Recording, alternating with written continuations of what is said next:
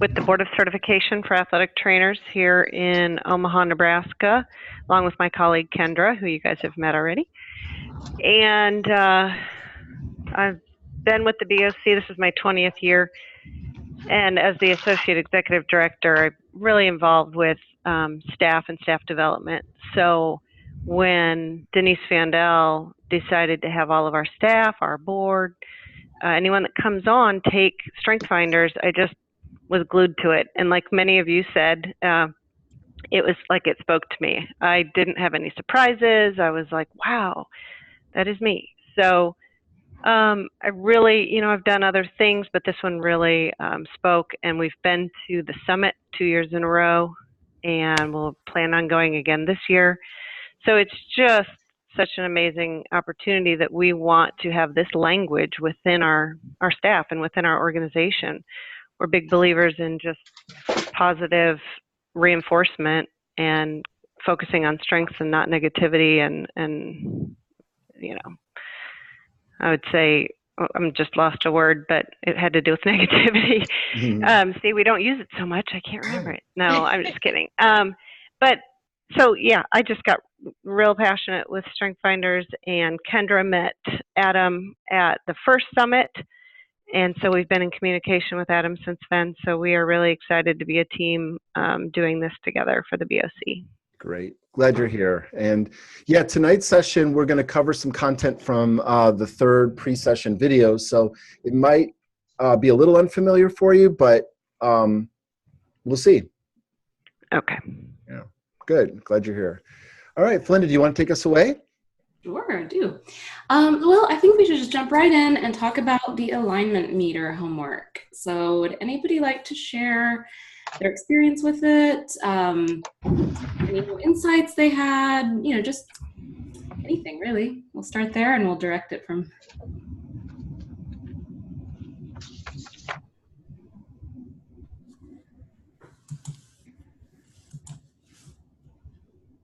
I was happy a lot of my work ones were high, but it made me realize my home time I need to figure out a little bit more.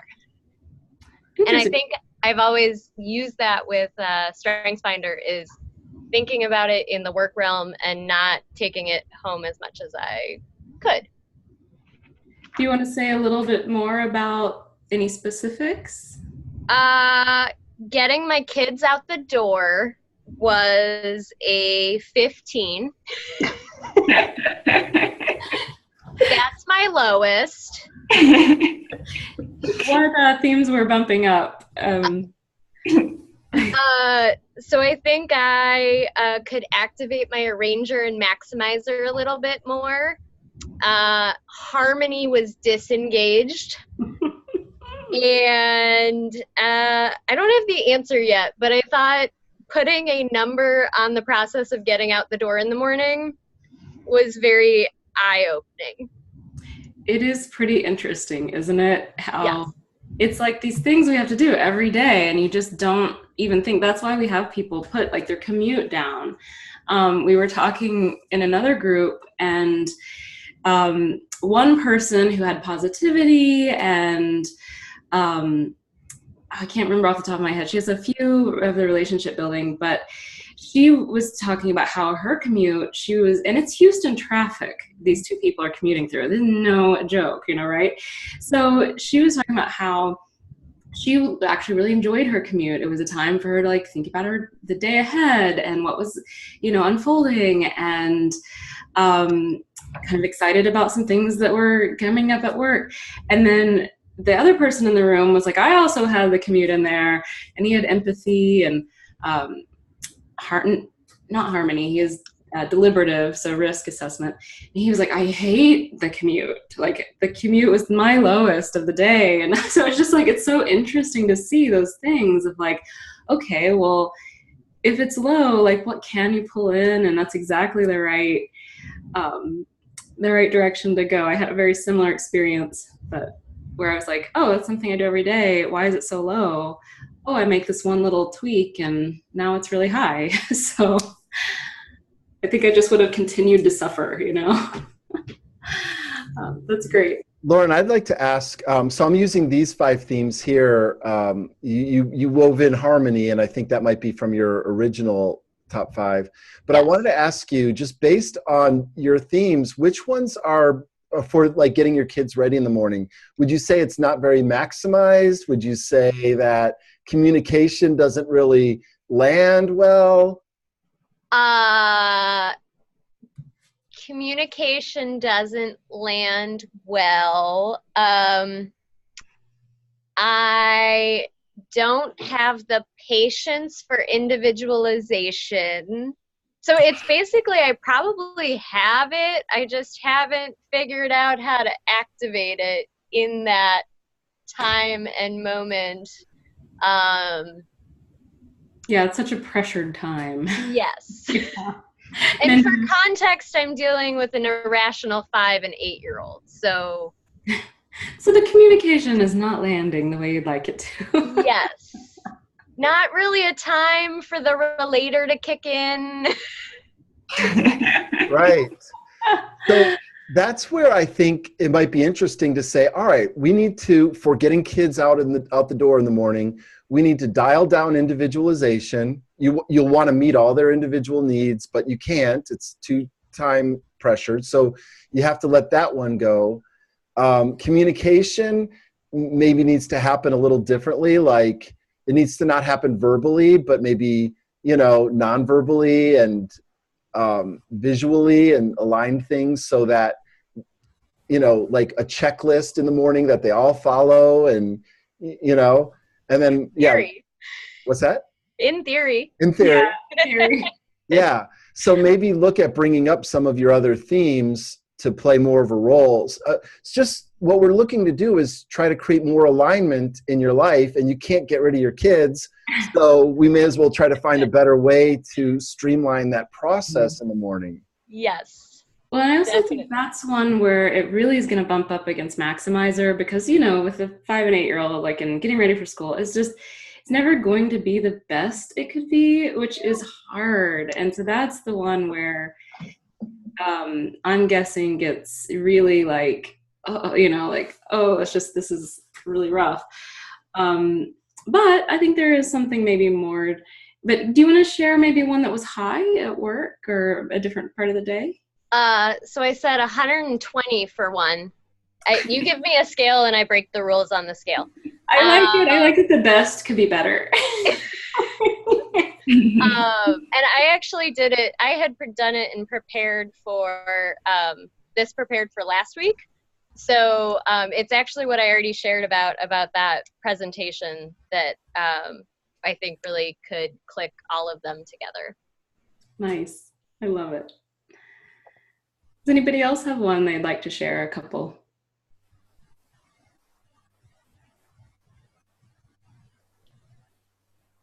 So what about one where I gave something I did today a 100 and a 20? Yay! It split? Yes, Yeah. it got both. Because I was reading an article about, it's called Winning the War for Talent in the Public Sector. And, everything, first of all, so I have, intellection there. So anytime I can read something, I'm happy. And so that, that was the 100. The 20 is, what the heck?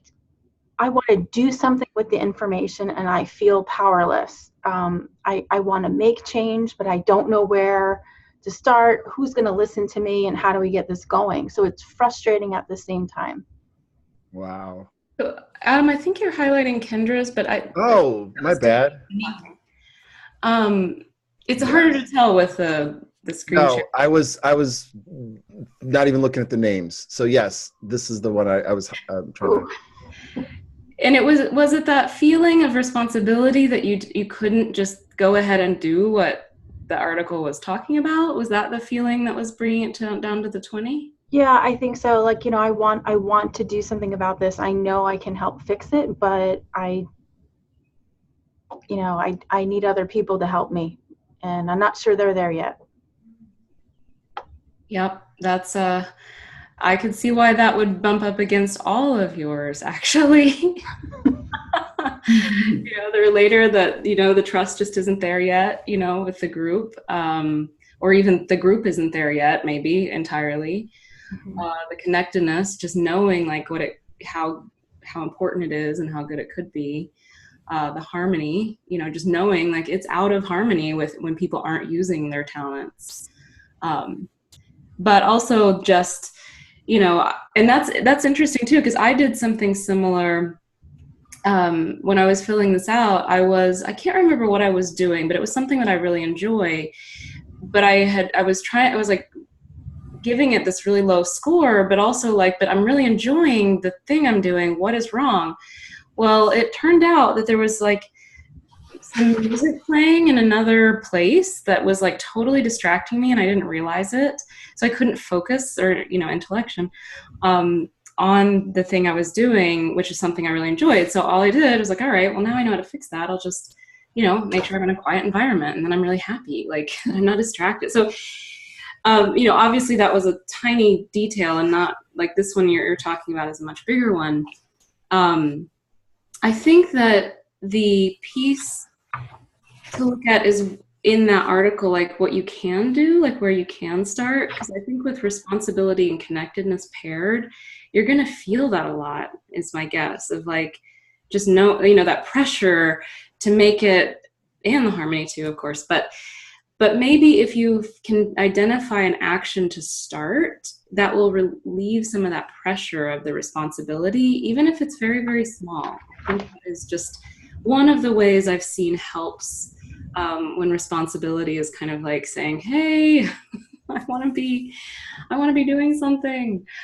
So see if that, if that helps. But I wanted to also jump in to explain, the theory behind this, the application behind this, because if you're feeling contrast, like that task is around a 20, this idea that we aren't winning the war for talent and we aren't a culture that's set up to do that, then what can we do to move it from down here, like over more, and so that we could harness more positive emotions from you, your engagement, your velocity, and your rapport.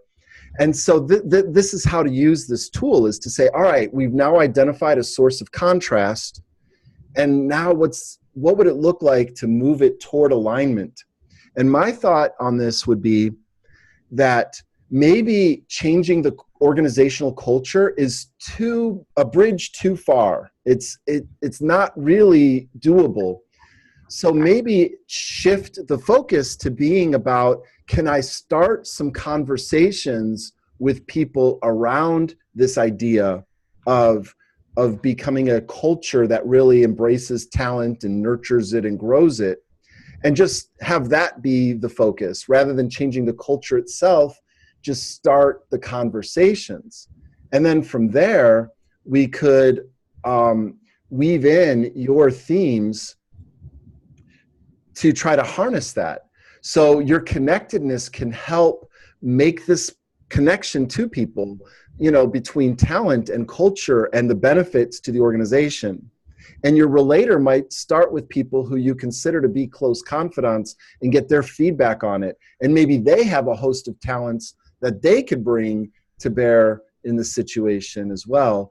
And in this case, what you're trying to do is you're sensing the discord.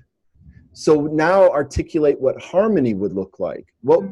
There's a discord between this article I really liked and the culture I'm in. What would harmony look like, and how can I paint a picture of that for people? And your intellection, could be bothered by, this makes no sense. If people just could understand the wisdom here, they would be able to apply it. So your intellection could be used to start crafting a case for why this is important. And then, of course, your responsibility is suffering because you feel the burden for something, but you don't really feel the release, the progress, the ability to follow through on that psychological commitment, which is what responsibility is about.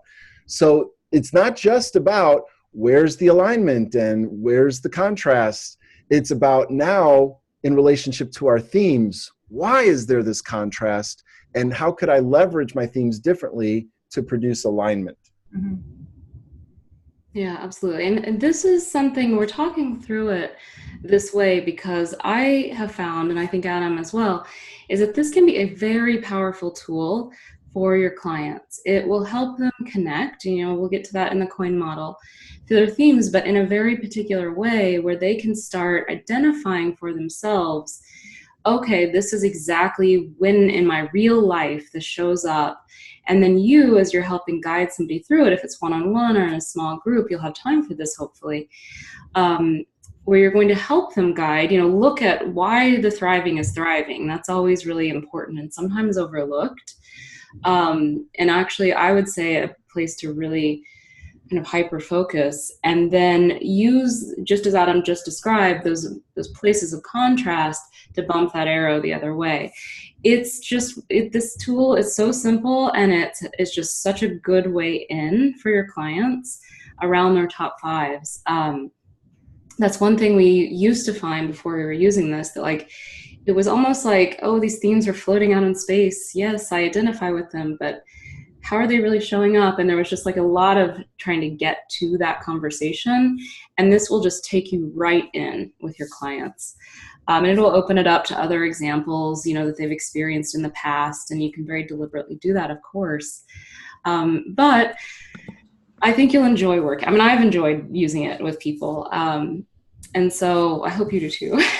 So, would anybody else like to share about their experience filling this out? How they see using, how they think they might want to use it in the future? I would like to chime in just to say that I thought it was interesting as Denise was sharing her experience. We have 3 of the same top 5. And so I could relate to what she was saying with some of what I was going through this week too. But in particular, I found that at times my maximizer, achiever, responsibility dynamic can be pretty exhausting. Yes. Kind of like when they go into overdrive. Yeah, and I see that at times that one might be in contrast and another might be in alignment. And that's where my harmony is coming in to say, hey, wait, they all need to be in alignment. How can this happen? But I found it's just not always possible. I mean, when you take on a lot with responsibility and achiever, sometimes maximizer wants to make sure that it's the best it can be. And so I feel like those sometimes are in contrast with each other. Mm-hmm. Oh, I can see that absolutely. And I think as we get into the coin model, the place that you'll probably want to highlight for that is the nuance piece of like that and the performance ladder. Those are the 2 areas. Interrupt is when you want to completely interrupt, like the theme is just a mismatch for the situation. And what I hear you describing, it's not really a mismatch, it's just like on overdrive, or it's kind of like relentless, driving you, and so I think you'll find that interesting, and everybody will in their own way with their themes, is the nuance piece of like, all right, what does this particular situation call for, especially for responsibility and maximizer, those, and achiever, really. Those are 3 themes that are taskmasters, and the performance ladder, the maximizer is going to always be like, I've got to, perform this activity at the level of the strength of the master. Well, it's not always, and so identifying, okay, what is enough for this given situation so that I can, apply my energy in those areas where I really do want a lot of growth. And so that is part of this, and that nuance will really help with that. The performance ladder will give you almost like give you a responsibility, and achiever maybe a sense of peace, like I am doing what I'm supposed to be doing, because that is a big one with responsibility that we've seen. So you'll have to tell me if that resonates or seems like it will be an area that will offer some support. Yeah, I'm looking forward to learning more about it. It's interesting so far.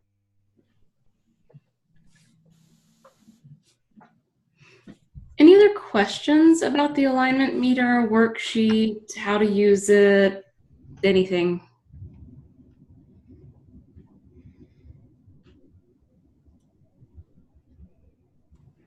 All right, well, we will move on. We can always come back to anything if you think of something later, or if I try to move us on and we're not done and someone wants to say something, I am very happy to stay longer on a subject. So again, you'll find this alignment meter. So this is something I want to keep reminding everybody. The T2S resources and the handouts, that's where you're going to find those. That's where they live. And so whenever you want to utilize this as a resource for your clients, you can go in and download it. You don't have to go into your course and try to remember what session was that homework tied to or anything like that. It's just all in those resource library, ready for you to choose which one you like and would like to use. So we're going to move into the content of the video now. Did anybody have any specific takeaways from the video? Any particular moments where you're like, okay, I really want to flag that? Questions, concepts they'd like to discuss more? I really liked the purpose, methods, outcome, and I'm kind of excited to start using that as a method. Awesome. Yeah, we're going to talk a little more about that because that's a big one.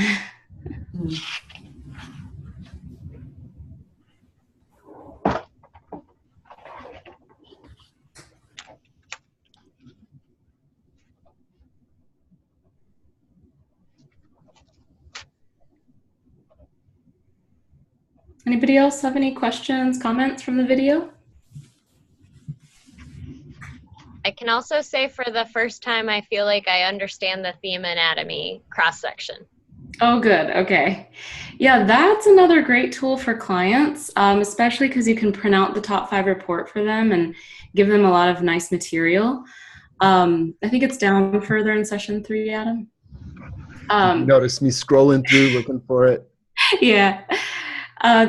It's, Adam did describe it, so I won't, go into it all again, but I think you'll find as you're working with clients, one, it's a good way in, but if they're coming to you with an area of contrast, or if you want to help them get into that thriving zone more, look to see what's being met.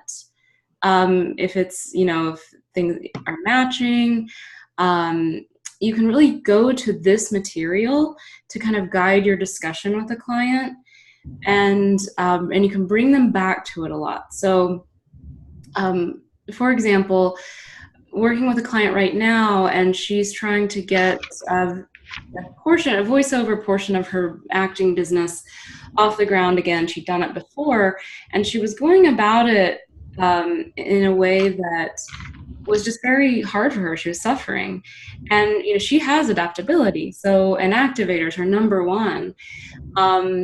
Well, the minute I saw that, I was like, oh well. This is why, but if we just shift that lens, and so I took her to the theme anatomy, and I, explained the cross section and how she could use it on her own, and how she could kind of take those activities that she had to do and try to make them match, or go to the enabler section where she could say, okay, how could I set this up to be like this? She was trying to do it all by herself, so we got her doing it with somebody else. She has a couple of relationship building themes. So now something that wasn't fun is really fun, and she's enjoying it. And so that's a way you can really practically use the theme anatomy with your clients or yourself or your loved ones. But it can be a really useful tool. So I like it too.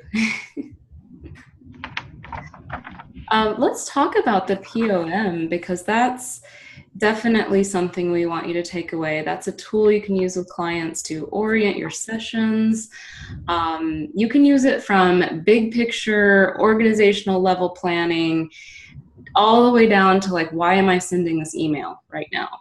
Adam and I use it all the time. Like even today on the call, we were on a call trying to work on a project. We did a very informal one of like, all right, what are we talking about? What do we want to, what are their outcomes? How are we going to do that? And it cuts to the chase, which is like that, for some reason, that phrase I've been using, like, all day and all yesterday, and I don't think I've used it in like 10 years. But this tool can be it kind of gets everybody on the same page. And so, Adam, do you want to say anything about this? This is one of Adam's favorite tools, and with good reason, I think. We do want this to be a useful tool for you. Yeah, so basically, this is a thinking tool that you can apply to any situation. It doesn't necessarily revolve around strengths or anything like that. It's a general tool for really two things. One of those things is to create alignment between yourself and other people. So I could have a purpose. Let's say we're going for a walk. I might have used this example in the video. If my goal for the walk is to unwind and relax for the day, and your purpose for the walk is to burn calories, then right away, when we go for a walk together, we're going to have two very different experiences, and we're going to be misaligned. I'm going to be frustrated that you're walking so fast when I'm trying to stress down, and you're going to be frustrated that I'm walking so slow when you're trying to get your heart rate up. So you can apply this to marriage, you can apply this to teams, you can apply this to projects. If our purposes aren't aligned, we'll experience contrast.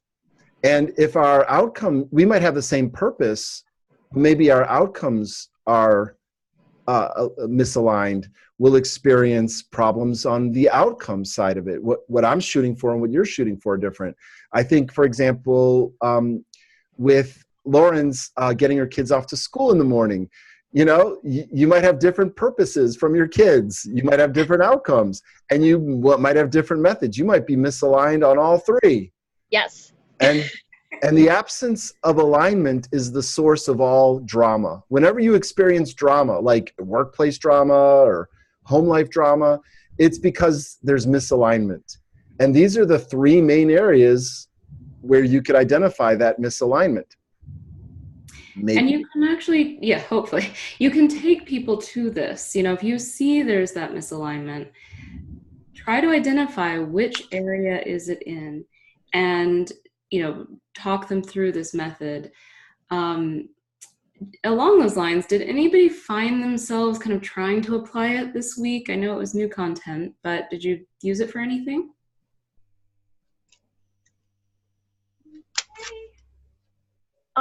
I haven't yet, but I'm actually starting a new project, and I've asked some of my colleagues to join me.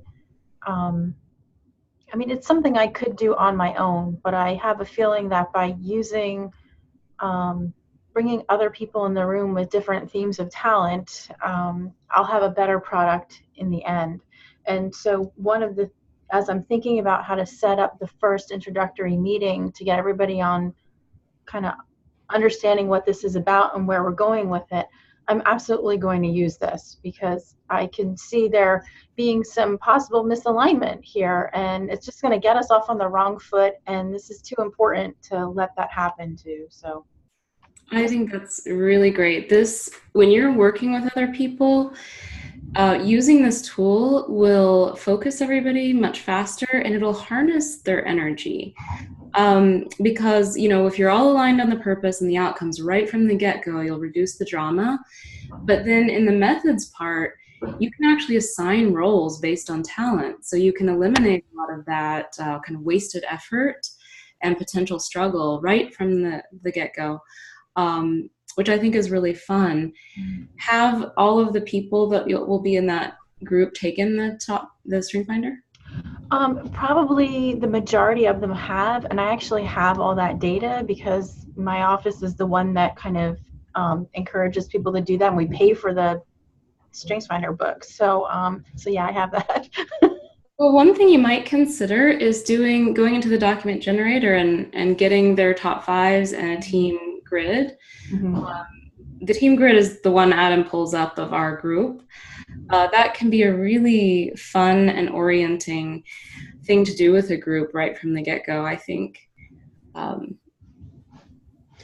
So I want to say a little bit just to clarify how I use it. If I were to have a meeting, I would myself think through, what is the purpose of the meeting? What outcomes would tell me I fulfilled that purpose? And then the methods would be like the agenda items. Mm-hmm. And then once I got into the room with people, the agenda might even say the purpose of the meeting on top and the desired outcomes and the agenda. And I would ask people, here's what I see as the purpose of the meeting. Do you agree? You know, here's the outcomes then that I would think would reflect that purpose. Do you agree? And then here's what I thought would be the topics we should cover, which in this case would be the methods for how we'll reach those outcomes. Do you agree? And now you start the meeting with alignment. Contrast that with how people normally do it, and it's like they all sit in a room and they're all talking about methods, and there's no rationale for why this method instead of that method. And then you can also see how people with different themes would have different methods, like wildly different methods of going about accomplishing the same end goal or working toward a completely different end goal. So that's something I think I'd like to really stress. And I want you personally to think about it too. Most people do start with methods. So try to catch yourself in your day, in, you know, your planning, whatever it is. Catch yourself, make sure you have your purpose and outcome first. Make sure you're not just jumping straight to methods. It'll go a long way to creating some alignment. Adam, go back to you. Yeah, and just another quick thought is, think about how your themes influence your purpose for things, and how someone else with different themes might have different purposes. I mean, remember in the theme anatomy, each theme has its own purpose, you know, so that's interesting. And then to think about, all right, well, what outcomes I want? How do my themes determine the outcomes that are important for me, that I strive for? And then of course, I think themes primarily are our methods. They're how we do things. Can you guys explain a little bit the purpose behind why it's 1, 2, 3, but method visually is kind of in the 2 spot? Good. I'm glad you asked, because I mean, it's an obvious question, and I don't think to explain it, because I see the order being important. Purpose first, when possible, then outcomes second. Now, sometimes you might start with something that's an outcome, and that's okay, because then you just backtrack one step and say, wait a minute, what purpose does that outcome imply? But and then methods, of course, is last, because methods are how you produce outcomes. Now, why visually I put it this way is I think methods are your bridge for how you go from purpose to outcomes. So you know, methods are the vehicle through which you produce outcomes. And even though methods comes third, I'm not at all saying it's the least important. I just think it's the sequence that matters. But methods are very important. So it's because it's the bridge. And then I say things like this: methods, well, what's the difference between a good method and a bad method? Did I talk about that in the video? A good method is one that produces maximum outcome for minimum use of resource. That's a good method. A bad method would be the opposite. I'm going to use a lot of resource, but I'm only going to produce a little bit of outcome for it. So if people start with methods, they have no criteria to determine if it's a good method, because they don't have the outcomes out front. So anyway, but to your question, it's methods are the bridge from purpose to outcomes, and that's why it's visually represented that way. Thank you. Thank you. That was a great question. We actually talked this week, it's still a ways away probably, but we are trying to figure out how to visually illustrate it so that is in there, because we know it's not yet, and we were kind of bouncing some ideas. So that is to come, hopefully. But a very good question, because if you're using it with clients, they're going to ask that too, for sure. Any other questions on the POM for now? I do want you to try to deliberately use this in some way this week, whether it be something very simple, something sort of a bigger scheme, but just see if you can apply this either in a personal or professional capacity this week, just to get a feel for how to start using it. And you could use it in conjunction with other people, or if you're working on something yourself, you could just sit down and say, what's my purpose? What are the outcomes? What method should I use? I mean, you could use it for writing an email. If you have an email that's like kind of complicated and you're like, I've been procrastinating on it because I don't want to say the wrong thing or whatever, then use PLM to help clarify. Well, wait a minute. What's the purpose of this email? What outcomes do I want from writing this email? And then that'll help reveal the methods for how to write it. And if you have a meeting with someone and it's not really appropriate to use for the meeting, you can prepare yourself using this before you go in. A phone call, same thing. And it'll help steer things. So that's what I'd like you, it's not official homework, but I would like you to start trying to work with this model. And I also want to say too, just in case I didn't in the video, or maybe it's just important enough it's worth repeating. I consider these three things, purpose, outcomes, and methods, to be the anatomy of any human endeavor. Anything we do, what you're wearing right now, it has a purpose. One, so you're socially appropriate, not arrested. But I mean, maybe it was for, you had a meeting and it was a formal occasion, or maybe it's, you want to be comfortable. You didn't really think about it necessarily in depth, but there was a purpose. And then if it met those outcomes or not, like, did I dress up enough, or am I dressed comfortably enough? Am I meeting my outcomes? And then your methods are what you actually decided to put on. And so, I mean, it's you could apply it to the way we eat. Am I eating for pleasure? Is that my purpose? Am I eating for energy? Am I eating for health reasons? And then what outcomes do I want from that? And then what is the right method for eating, So it's anything a human could do. It always has a purpose, even if we don't think about it. All we have to do is ask the question. And by the way, we never create purpose. We don't invent purpose. Purpose is there. It's endemic. It's in the thing itself. Like this water bottle, I'm not going to give it a purpose. I have to discern the purpose. Oh, it's to hold liquid or whatever. All you have to do is ask the question to discern purpose. It just takes a second, and it's just a little micro step that has a lot of benefits. And then outcomes. All right, if that's the purpose, then what outcomes do I want from it? And then, all right, if those are the outcomes, what are the best methods? What resources do I have, and how can I best use them to produce those outcomes? So it's the anatomy of any human endeavor. Thank you.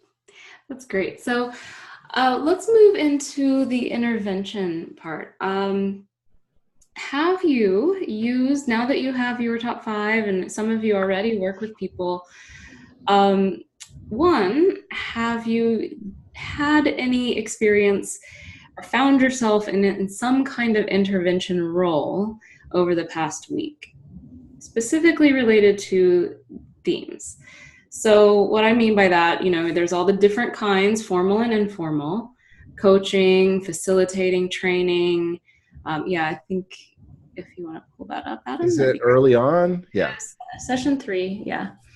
So I just thought I would like to see if you've had that experience, if you've been able to identify it, and where you see yourself kind of in what area do you think you'll be kind of, as you go, there might be a lot of crossover, but you might already know coaching is the intervention I know I'm going to be doing more of in the future.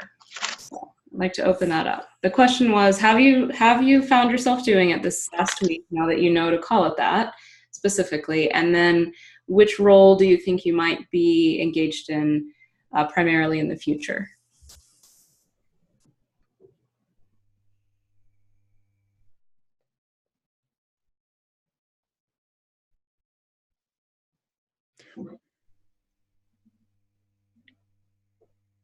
I can say I definitely geek out on the Inside Out more. Either individual or groups, kind of thinking about, facilitating, you can affect more people, but coaching, you get a deeper impact. but I do think the tools and the models are going to help me outside in more. And we could So add something like parenting would be a form of intervention, by the way, like it absolutely applies. Or Felinda's, training her dog. That's an outside in approach with an individual, So there's more than what's listed on here. Yes. Yeah. And I think outside in, I think all but the red square I'm already doing pretty well, and it's just having more words to support what I'm saying. But the red, I think I'm actually going to further my strength with the talent, with the knowledge and the skills being applied. Very nice. Did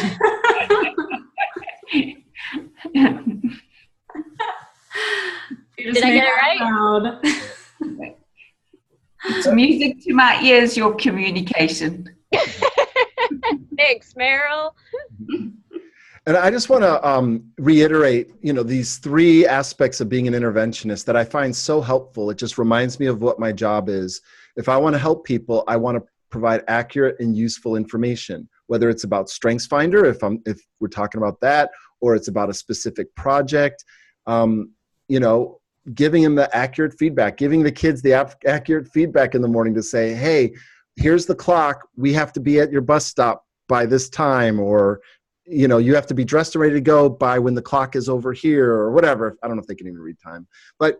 And then, the next is to offer free and informed choices. You could do this, or you could do this, and then inspire commitment to those choices. You said you were going to do this, and here's why you said you were going to do this. So what's changed? And I find this to be just a useful way to go about helping people with whatever it is they're striving for. And in this case, it's about helping them live a strengths-based life. So anyway. So I wrote down the POM homework I'm going to do to getting the kids on the door. We're going to strategize together.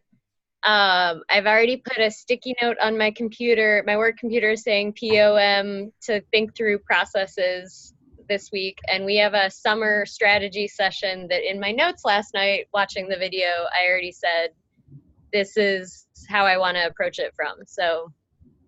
Awesome. That's great. I love it, because that's a whole spectrum of use of application.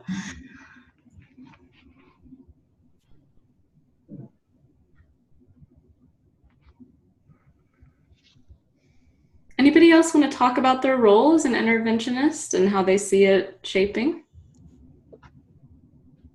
I think I fall mainly in the coaching space. I do the facilitating, but it's not as often. So it's definitely more individuals with one-on-one.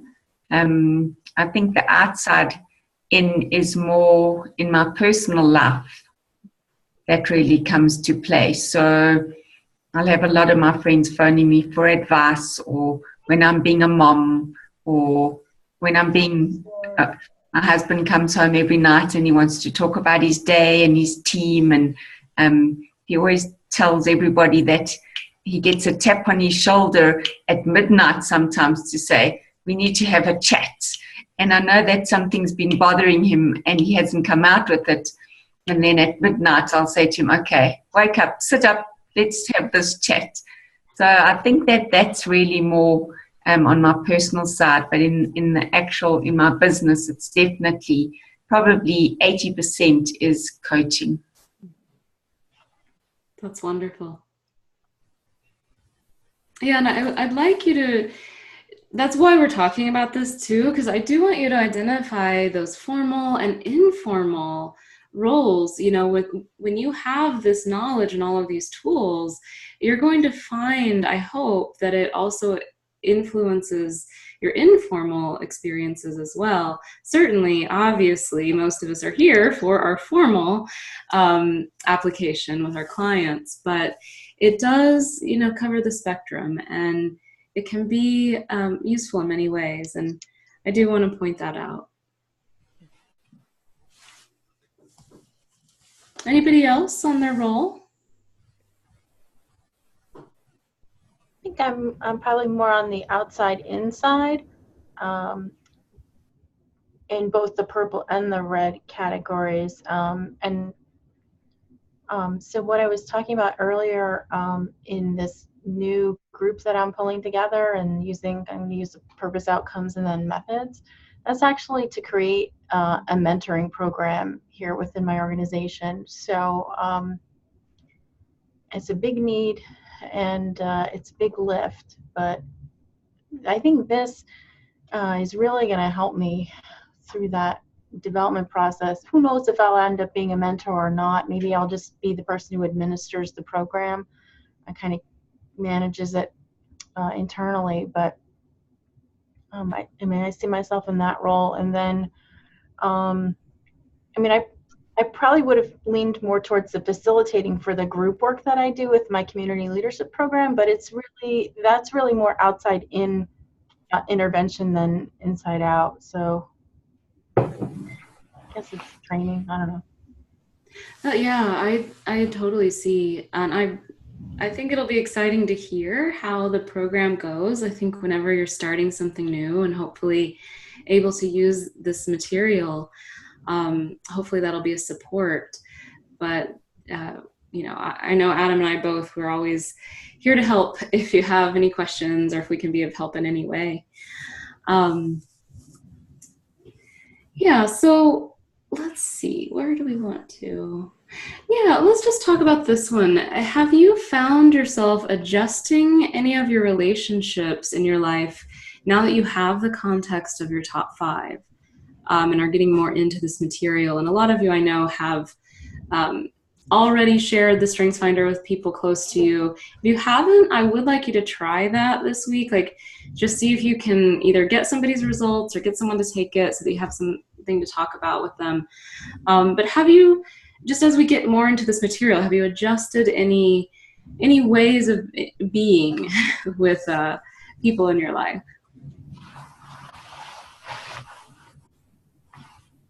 I would say I'm more patient when something's frustrating me, and instead of getting impatient, I get curious on, well, what's the positive of that, and why is that happening? And I love the not the circle of the theme anatomy, but where it breaks it down, and the mismatches. And I like seeing it as it's a mismatch.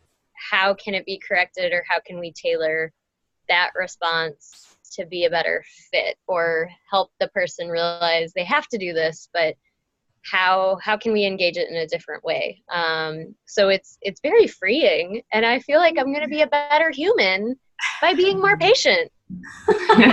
Yes, and it's so true. And I think that's one of the things that I love about this tool, is that it does frame that, and it takes it out of frustration, it takes it out of suffering much faster, much more productively, much more supportive for the other person and yourself. I mean, it gives a much more positive way. And again, that's not like positivity like rah, it's more just like positive energy, so you have a direction to go. I've seen this work some pretty amazing wonders in relationships, because it's like when you can understand why the person is doing what they're doing, and that they're not just doing it to be, some way that is purposely frustrating you, it can just be a really great tool. And I want that for everybody here. So.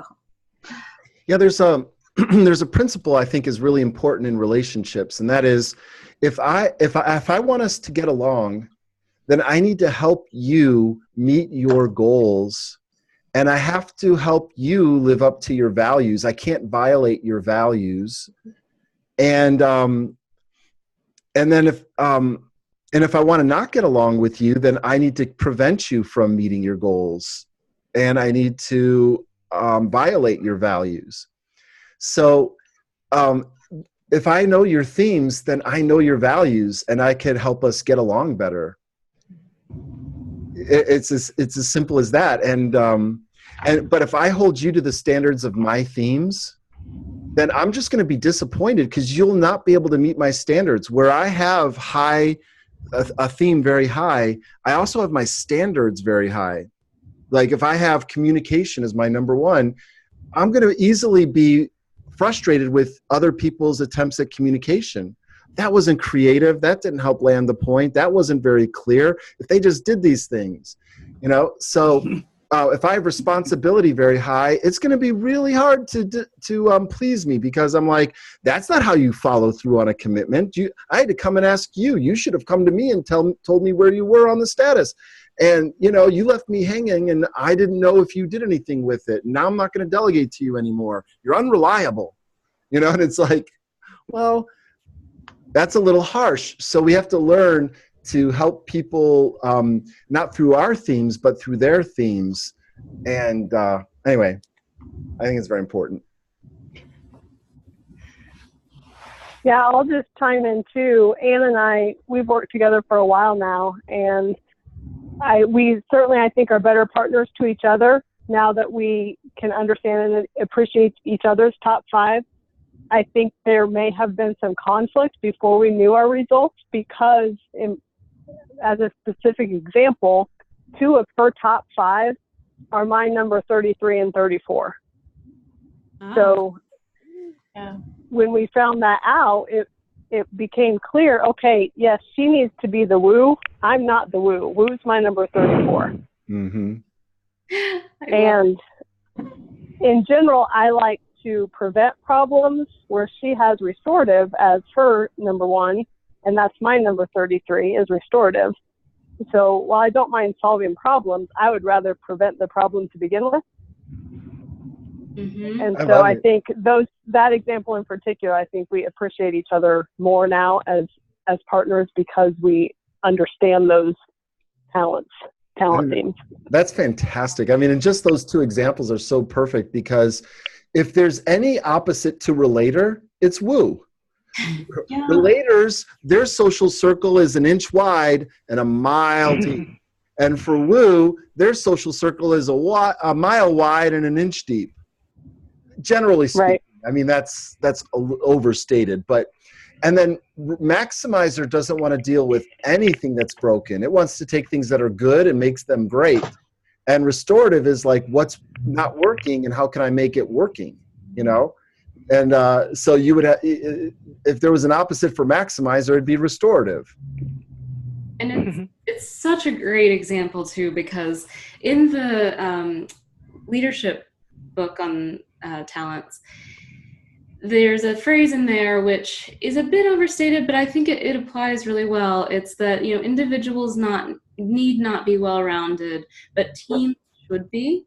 And I think what you'll start to find is exactly this thing. Like, you guys make a great team because you're going to catch what the other person isn't going to catch, and vice versa. And like, you can assign and shift your roles. Like, we call it sometimes strength drafting. We call it a few different things, but basically it's like, you know, in the car, in a race or something, you know, it's like, all right, you pull your car ahead because you got this, and this is your situation. It's got you written all over it. All right, you know, Anne, this is you. Get up there. Like, you're pulling your car ahead. This is you. You're going to be able to take this. So you'll start to know just instinctively now why those what seemed like opposite behaviors can be really productively applied.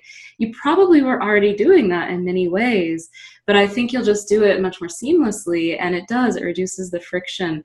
And what I think is always interesting, this will show up again and again in your life. So far, I have not seen this ever be wrong. If someone has a, you know, prove me wrong, I'm okay with that. But often your closest people in your life, you may share one or the other, one theme, maybe 2, but most often, especially if it's partners you've chosen, like your spouse or your significant other or your work team, they will often be like, whatever is in your top is going to be in their 34 or vice versa. And it's really cool how we naturally gravitate toward others that we instinctively know will support us. And this, I think, helps illuminate just how that can be, and how that can just be almost like, you know, those things that you knew about yourself when you went and read your results. Now you'll know about, you know, even more specifically about Anne, and she's about you. And I think it will, I don't know, I've just seen it really strengthen relationships in ways that are pretty fun. Yeah, I think we've seen that. That's I great. agree, Kendra. Nice. I love it. I mean, it really just, it's one of the best things in the world is to have a partnership that is strength-based, and you don't have to, you know, pretend to be good at things or pretend to like things that you don't. And hopefully there's times where the things I don't like are the things that are just easy for you to do, and vice versa. It's just a wonderful, wonderful thing to have those levels of partnerships. So I'm glad you guys have that. Me too. Yeah, I love the way you talk about a strengths-based life. You often hear the strengths-based team or the strengths-based organization, but I really, really love the way you talk about a strengths-based life, because that's where it starts, actually. You can't just miss that step, because if you aren't living it, how are you expected a team to do it or organization to do it? So it definitely starts with the individual. But I want to add that we have a strengths-based family. So everything we do as a family comes down to their strengths. And I'll just share one of my stories. My youngest daughter's 26 now, and when she was 5 years old, she was in an all-girls school, and I had a meeting with the teacher, and we sat down and we chatted, and I just said to her, you know, this child always needs to be first in the car, first in the bath, first. So she looked at me and she said to me, well, somebody has to be first. Why can't it be her? And, you know, it was the best advice I was ever given as a mother, because from that day onwards, I allowed her to be first. And when she got to high school, in the second year in high school, she missed quite a few days, about 17 days of the year. And I said to her, Kels, what is going on? She said, I'm not learning anything, Mom. They're wasting my time.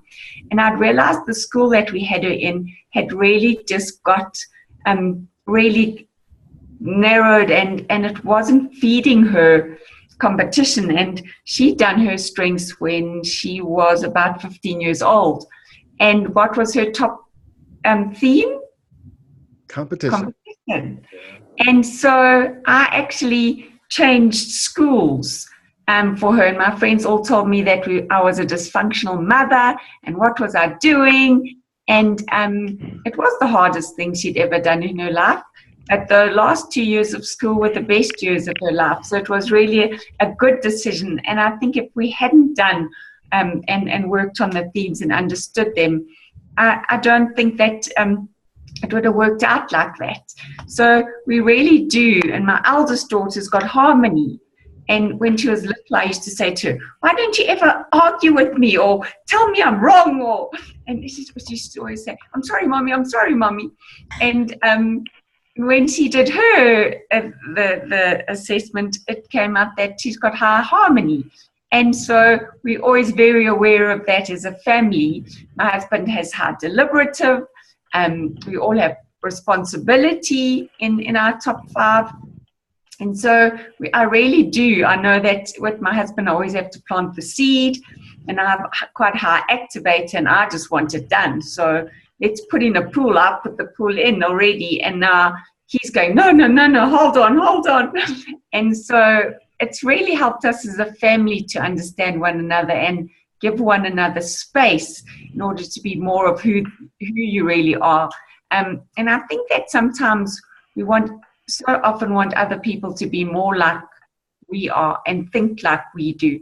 And yet that's just so boring, really. We really do need the diversity of it. And I think that's what the strengths have really helped us with as a family. So, yeah, so I'm going to tell you that we're a strengths-based family. I love it. Thank I you love for how sharing, Meryl. Yeah, and how you created individual environment fit for your daughter by, you know, that environment of the school just It probably wasn't bad. It just wasn't a place where she could thrive. And so it really is an important lesson that we can improve our environments to be a better fit for us. And it leads to greater happiness and success. And back to that point about strengths-based life, as opposed to a team or a workplace. I mean, I think we give way too much power to organizational life. I say human life first and then organizational life, you know, and I could go much further and say, there's no such thing as corporate personhood. It's a legal fiction. There's just humans. But that's a story for another day.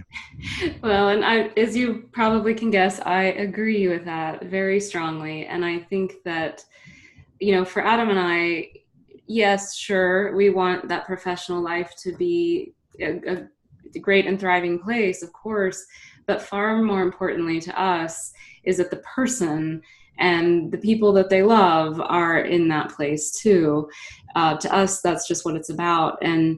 And I think there's so much separation of like, oh, you know, this, especially just in America's culture, I don't know how it is in South Africa, but it's just here, it's so almost just, you can't, there's no crossover, which is ludicrous because you as the human, that's your environment where you're spending so much of your day. But if you can't use this in a personal way, I wouldn't even be here today doing this work. I mean, that just wouldn't be enough for me to do this in a professional capacity. So I absolutely think for families, this is one of the best tools for understanding. And kind of to your point, Meryl, of like, you know, we tend to gravitate toward that place of like wanting people to be like us or think like us. Even if we consciously don't want that, there's that sort of subconscious, like, oh, why can't they just like, why can't it just be easier? Oh, I think this just provides that place you can go and that shared language that just helps. Oh, that's what you need. That's why you do what you do. Okay, that's where this is coming in and coming to play. It's been really useful for my family as well. And just fun, you know, it's a fun way to address those differences. When you were talking about the U.S., like the alignment meter workshop, seeing that that scale, I feel like not in the town I live in, because I think I live in a bubble, but not in my bubble. You know, I think everybody's okay with that 25 to 50 being in bearable and don't even recognize that they're only in bearable, and nobody should be stuck in bearable. Right? I agree. Yeah, that is the secret agenda of what we're doing with Talent to Strength is, you know, it'll make organizations better. I have no doubt about it. When people are thriving, they're better employees. It just makes sense. When people are thriving, they're better students, they're better children, they're better parents, they're better spouses. Why wouldn't they be better employees? Help people thrive. It's not that hard. So that's what we're really after. And we see StrengthsFinder as such a really useful tool, but it isn't in and of itself a vehicle for thriving. It has to be mobilized, and that's what Talent to Strength is really about, mobilizing tools like StrengthsFinder, because that is Don Clifton's vision. It's so weird. I think Don Clifton, when he developed StrengthsFinder, was about human development. And if I could be critical for a minute, I think at Gallup there's a divide. Some people really are about human development, but I think it's really often about business development, and that's not Gallup's fault. I mean, that's what people would come to them for. And there's the movement side, and then there's the business side of StrengthsFinder. We're movement people. We're about the human thriving movement, but they're totally compatible, and that's what we're really about. Well, go ahead. People really kind of need to understand this a little bit better. I think even in my organization, where we've put maybe 120 people through StrengthsFinder, they still don't have a grasp of what it means. and I can give you an example of this. So you have my strengths. A couple years ago, I got some feedback that people said I'm unapproachable, and I almost lost it. It's been years. I still haven't even gotten over that feedback because I couldn't understand it. I was like, "What do you mean I've never yelled at anybody. I help everyone. I do my thing here. I'm not. I don't get it." And they just said, "You're unapproachable," and that was it. And it wasn't until I pulled, I guess when we started this, right, and you sent us all the theme anatomy, and I started reading through this. And, for relator, it can seem elitist to people, not in your inner circle.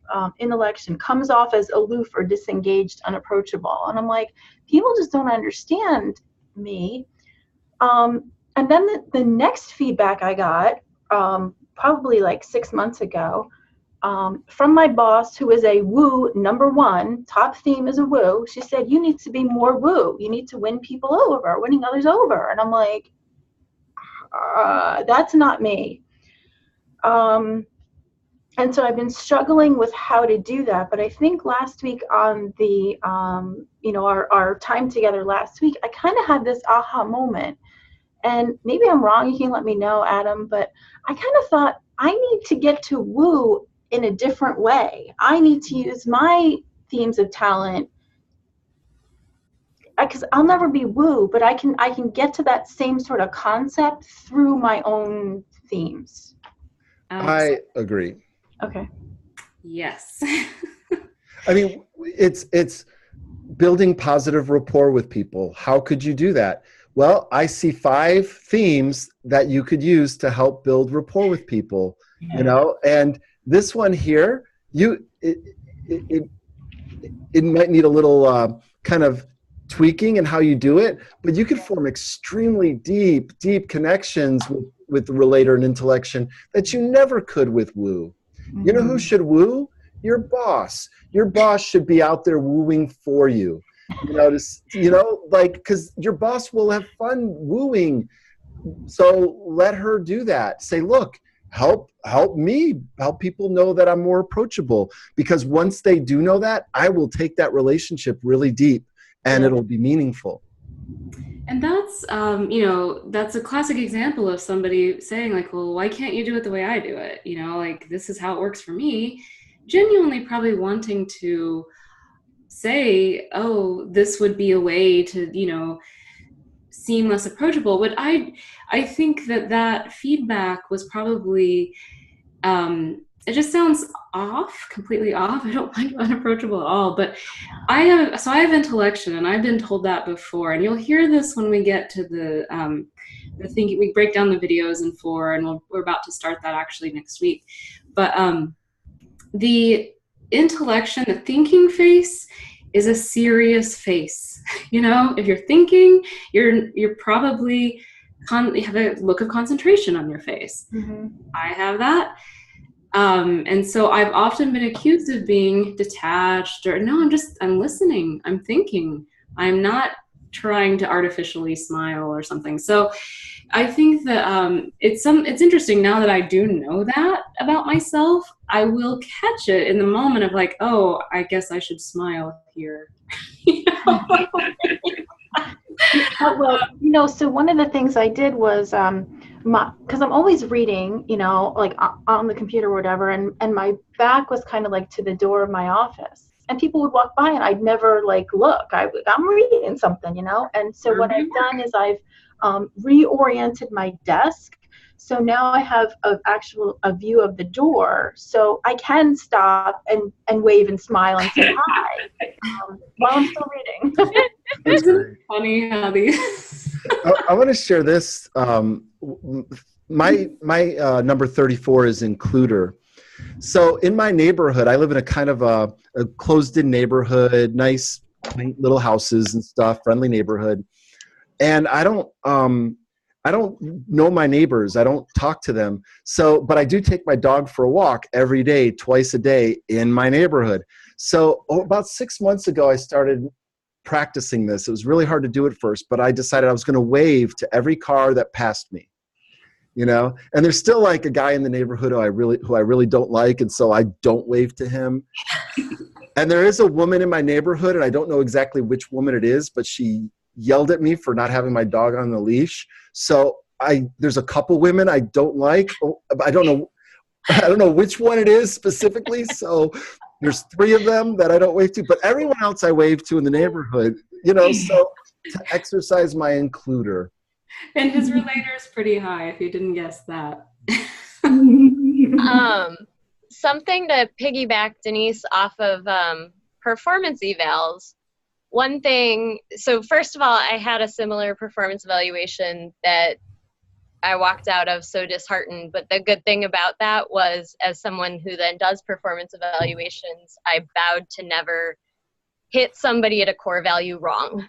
And one thing I think that is important, and I don't know if this is due to my themes or if this is across the board, one thing I'm sure to check myself on for performance evaluations is I automatically like to see things in people that are like me, and to check that as that's me, that's my view. I shouldn't make somebody a woo who's not a woo. And to ensure that I'm not trying to put my themes on somebody else, because I naturally see those easier. And that's one of the things I've really liked about learning all of the themes better. And I think just being really careful in performance evaluations when you're thinking about strengths. And, you know, I think how you said she used the woo example is a really bad way to implement StrengthsFinder.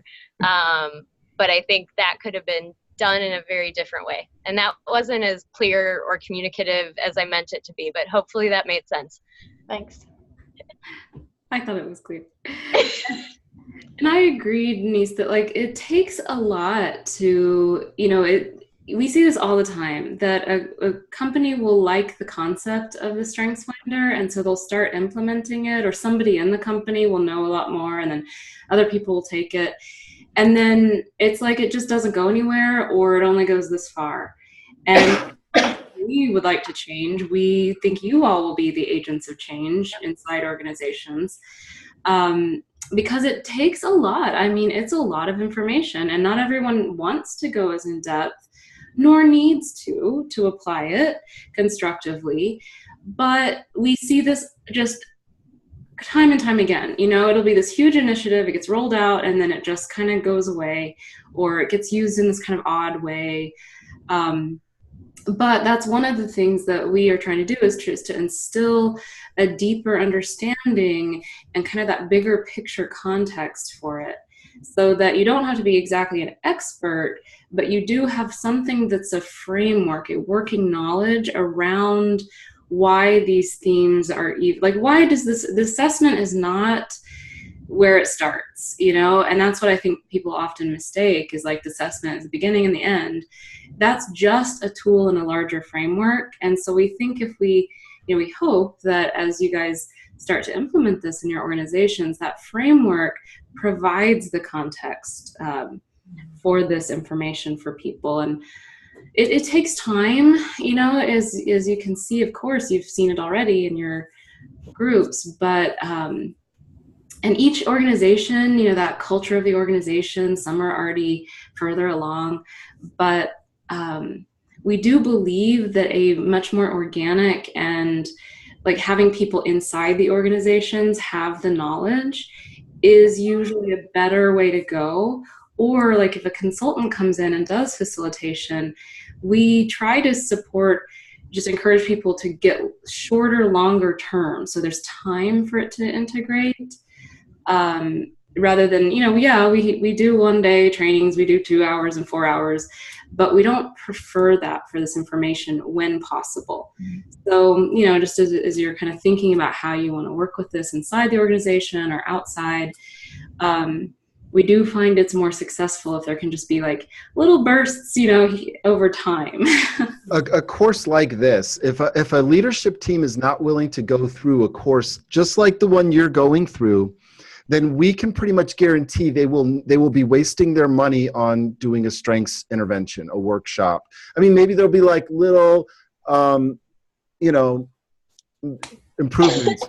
So actually, it's probably too early to talk about this, but Felinda and I are really exploring this idea where, as we train people like you to do this, we would want to offer leadership teams this 12-week experience. So maybe if you have clients or within your organization, you might co-lead this with one of us, as a way to really deepen that real living of this strengths-based philosophy.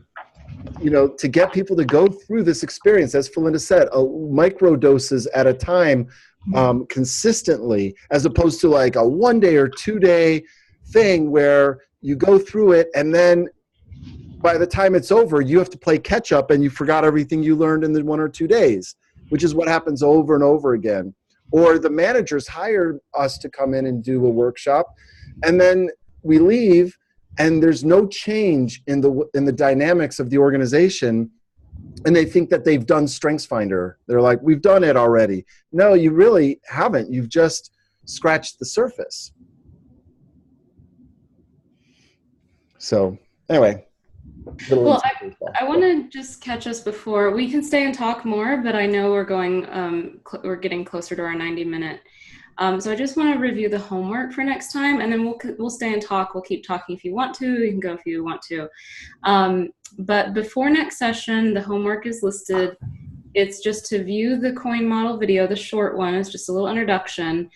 Many of the worksheets that we are going to be doing over the next few weeks will be things you'll use with clients, taking them through the coin model that works on an individual one-on-one, all the way up to an organizational day training that we just talked about, not wanting to do that way, or with an organization over time. So we'll talk about that, but we do want you to get started with it. And then you're also going to review the theme anatomy document and video, especially as it relates to your top 5 themes. But the faster you can be conversant in all 34, the more this is going to help in every area. We'd like you to fill out the Domains of Themes worksheet. It's located in the download section there, and watch the relationship building themes video. So it's a fair amount. The relationship building themes video is longer. The other 2 are shorter. Some of you are already a little bit ahead. Just do what you can. And that is all I have that's like little housekeeping stuff, except that if you do have any questions or want to reach out to us, we're there. I'm going to turn it back over to just talking, but I just wanted to make sure to catch everybody from the time constraint. Yeah, and I just want to say too, the ebook, that's not mandatory. It's just an extra resource. And so I'm wondering, is anybody reading those chapters, and do you have any feedback on it? I love it. Yeah, Yes? me too. Yeah. I also love it. Oh, good. That's nice to hear.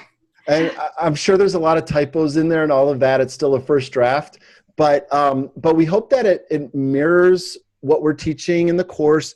And it's not an exact duplicate of the videos. There's like some little side pointers in the, in one and not the other, good. Thank you. Yeah, thank you. I like. Oh, go ahead. Go ahead. I like knowing when I get to the point that I am facilitating and or doing a training, that I feel like everything I need to know is going to be in here, and especially relating it to a model or being able to take that pause to find it. I think you talked about that, Adam, in one of the videos, was you'll stop a training, find it, and present it. So I feel like it's a really good reference tool, as well as reminding myself what I'm learning in the videos. Yes, and I want to address that because, yes, everything you need is in these materials. And I want to be transparent to say we don't always have it organized in like the easiest, turnkey, ready to go, I could do a workshop thing. You kind of do have to put the pieces together the way that you want to for the group. And I think going forward, we do have plans to kind of like try to help streamline that process. So Yeah. it's an embarrassment of riches. It's like there's way too much, but definitely more than enough. Yeah, I think our master PowerPoint, if you actually sat down to give that, it would probably be like 4 days worth of content. So you definitely will be picking and choosing. It is there. I mean, that's the thing, that we all always continuing to shape it. We actually are going to edit the ebook, and we'll keep bumping it up. You'll keep having the most current resources. It will be more streamlined. We actually just got Kajabi last year. Before that, talk about wildness trying to organize the materials. But Kajabi's really helped us have it ready, just sort of have it all there for you guys. And we do want you to be able to pick and choose, because we do think like, somebody's going to love the performance ladder and want to teach that, and someone else is going to love POM. We want it to be there if you love both, but if you just want to pick one, great. We want this to be as kind of nimble as possible too, so that if you gravitate toward one and you enjoy working the theme anatomy with clients and coin, boom, there it is, it's done, you can do it. You don't have to go into the depth, but we want you to have the depth if you do want that. And so we are continuing to try to improve it. So if you have any questions or comments, or want to just say, hey, if you take a look at this section, this doesn't make sense, we welcome that. And this is a bold statement, but I believe it. I think that if you engage the content that we're teaching, and that it'll be hard to find somebody else that will be more knowledgeable with StrengthsFinder and more effective at helping people apply it. Very, very difficult to find that. Like, impossible. Not to overstate it. I have a question, and maybe those of you who have been doing this longer can chime in too. I feel like I'm so invested in this is my life right now, and everywhere I see, I'm like, ooh, that's adaptability, ooh, that's connectivity, ooh, that's analytical. When does that wear off, or does it ever? And when do you stop annoying people by that you're always tying it to that? You just better tell those people who are annoyed they're gonna have to get used to it. I mean, like I could tell you the top 5 themes of every character on The Office and Game of Thrones, and I don't think it stops. But that's just me. But I'll let other people answer, Anne or Kendra or Meryl or any of you who have been playing with StrengthsFinder for a while. I think that's the gift you've been given. Nice. Anyone else? I will say that it doesn't wear off, but it does integrate a little easier. So I'll explain it this way. Like when I first learned Pilates, it's all about alignment, and you are trained to pick up the tiniest nuance in somebody's gait. And so I would go out for a drive or a walk, and I would like see all these people and be like, hit me, And it was very much the same when I first learned the StrengthsFinder themes, like connectedness, communication, harmony. But it was a little maddening inside my head at first. It's with the Pilates stuff too. I was like, the person has to get aligned. I have to fix them, or that elbow's gonna whatever. It didn't go away. The knowledge, settled in and balanced out a little, but it's always there. And so I think you will find it integrates a little bit, but it won't go. What did you do to me, Adam? Well, you're in the early stages of strengths Tourette syndrome. But it settles down. It becomes way more stealthy, and and as Felinda says, it integrates more. You're going to be fine. Just stay with it. Luckily, I had my performance review today, and my boss is super on board with it. So I have leadership support. That's really, honestly, that is the point. Your job is to infect other people with it. It really is. I mean, Spouse that's how. isn't so on it yet, but work's supporting me. Well, Felinda and I are living it, and I know others of you are too, where it's like, you know what? I just have to get people excited about StrengthsFinder. And they will, because we're able to explain it in ways that just other people didn't have it explained to them before. So we've had people who have been like, oh yeah, StrengthsFinder. Oh yeah, I've done that already. No, you didn't. I mean, only at the superficialist levels. And then when we show people the depths of it, they take a second look. So yes, they will give in. They will surrender. It did feel good. I recently helped someone with adaptability who was really struggling, and I feel like I helped her see the light, and now she has ownership and she gets it and she knows her reps, and it felt so good to kind of I felt like it validated her existence, just understanding adaptability more. That's great. And that is so vital to what we're trying to do, is just empower people to first self-knowledge, know yourself. Second, self-manage. And that's what you helped your friend do, self-manage. And then be socially aware, know other people and what makes them tick, because other people's themes are as alive and as influential for them as ours are for us. And then the last one is to form those teams like Kendra and Ann have formed, where they now are aware of each other. Well, just take through the 4 steps. They learned about themselves. They learned to manage themselves. They learned about each other, and now they can complement each other. And that's really the stages. And everybody else, all they've done is taken the StrengthsFinder. They didn't even get to stage 1 of know thyself, much less manage thyself. All right. That's a high energy note to end on. We do want to be respectful of everyone's time, so we can end it there, and we'll stick around if you have any questions for a few minutes, but everybody, you are free to go. And if nobody has any questions, then we'll be free to go too. So, Meryl, if you have time, I want to pick your brain. No problem. Anytime. With pleasure. So Go. Okay, see you, reading on strengths-based parenting, and I'm wondering, since it sounds like you did strengths-based parenting, anything pros or cons I should know about going into it? For me, I think it's observing, and also I wanted my children to be one way, and actually they weren't going to ever be that way. Yep. And I think it's an acceptance and embracing that. So my youngest daughter's also has high deliberative like her dad. She's an incredibly private girl. She's still living at home.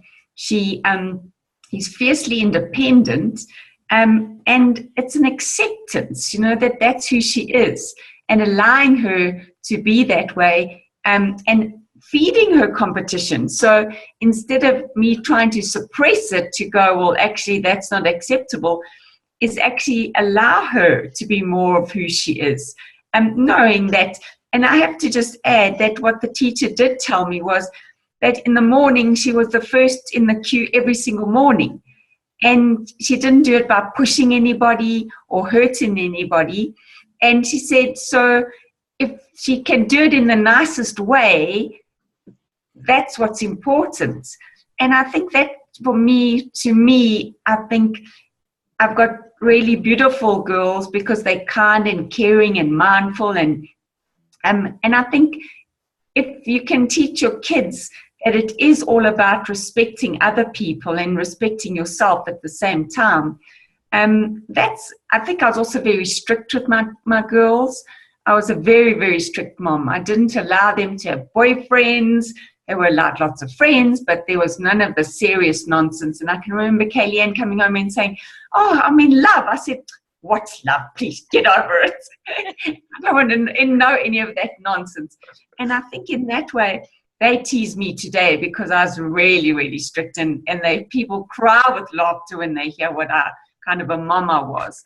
And I think that they both had responsibility as a theme anyway. So even if I wasn't strict, they were going to turn out to be okay.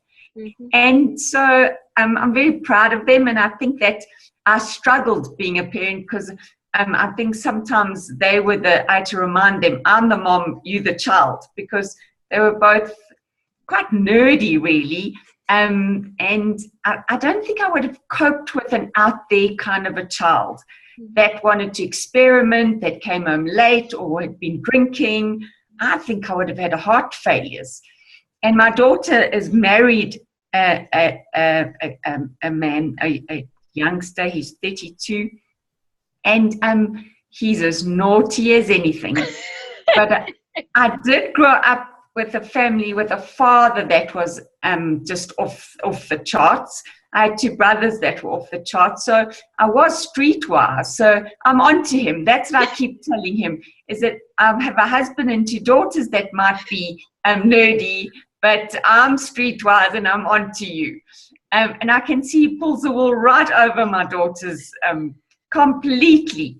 And that's okay, you know. I think she manages it, and that's what she's married into, and that's her choice. And I think that what the strengths has really helped me to is have tolerance of anybody else. So whatever you bring to the party, I have tolerance of, because it is who you are. So picking my brain with coming back to that, I think I could see how I did use my own themes in being a parent. I think that's probably what the most important part is, and how hard I was on them, and how boundaries were so important, and how whatever they did, anything, they had to do it really well. So I think that I could have dialed down a little bit as a mom.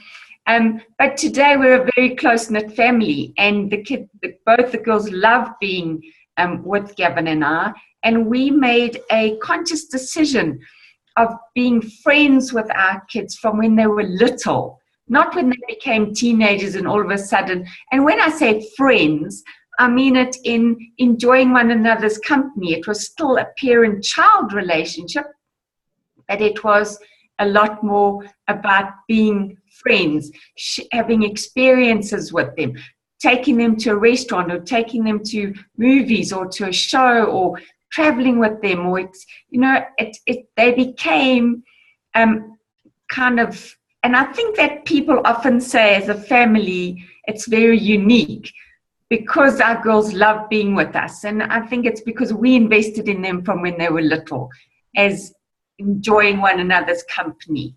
And being together as a family, and talking. You know, I think the one thing my kids noticed was when Gavin comes home at night, the two of us talk and talk and talk and talk and talk. And from when they were little, they always used to say, Mom and Dad, you never stop talking. And I think that that's so important, because it just taught them about communicating with your partner. So I don't know if that helps you. Yes, thank you. That's a great question, and I just love listening to that. So I'm glad. Yeah, so I'm happy to stick around. Belinda, if you want to go take care of your dog, feel free, because her dog is like really quiet during the calls and probably is in the cage. I know I should go, but I love listening and I wanted to hear more. But I will say good night. Okay. But I'll see you next week and have fun. All right. Bye. Good. See ya. Bye. Thank you. Yeah, and you guys, I encourage the both of you to feel free to connect with each other, chat some more. Do you guys need anything from me? No, I think I'm good and ready to boogie as well. Good. That was great. Good. I'm glad we stuck around to chat. And if you need anything, just let me know. Thanks, Em. Thanks, Lauren. Thanks, Bye. See you next week. Bye. Have a good week. Bye.